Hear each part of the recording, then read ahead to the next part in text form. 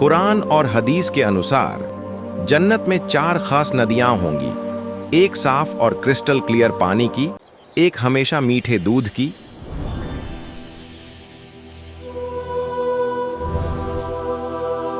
एक बिल्कुल शुद्ध शहद की,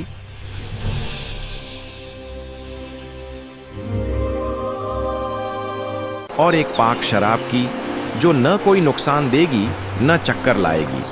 ये नदियां जन्नत के लोगों के घरों और बागों के नीचे बहेंगी, उनके लिए हमेशा का इनाम और हमेशा की राहत।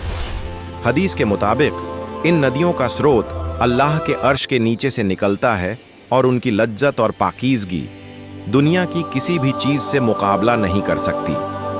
जन्नत वालों के कपड़े रेशमी होंगे, चमकते हुए, रोशनी से भरे हुए, जो हमेशा नए और हमेशा साफ रहेंगे। उनके हाथों और बाजुओं में सोने और कीमती ज्वेल्स के कंगन होंगे जो उनके कपड़ों की रोशनी और उनके आसपास की चमक को और बढ़ा देंगे। वो अपने ऊंचे सुनहरे सफेद घरों में आराम से मुलायम तकियों पर बैठे होंगे, बागों का नजारा देखेंगे और नीचे बहती नदियों की सुकून भरी आवाज महसूस करेंगे। और याद रखिए, सबसे ऊंचा मकाम जन्नत उल फिरदौस है। रसूलुल्लाह ने फरमाया, जब भी जन्नत मांगो जन्नत उल फिरदौस मांगो, क्योंकि उसके ऊपर अल्लाह का अर्श है। सहीह बुखारी।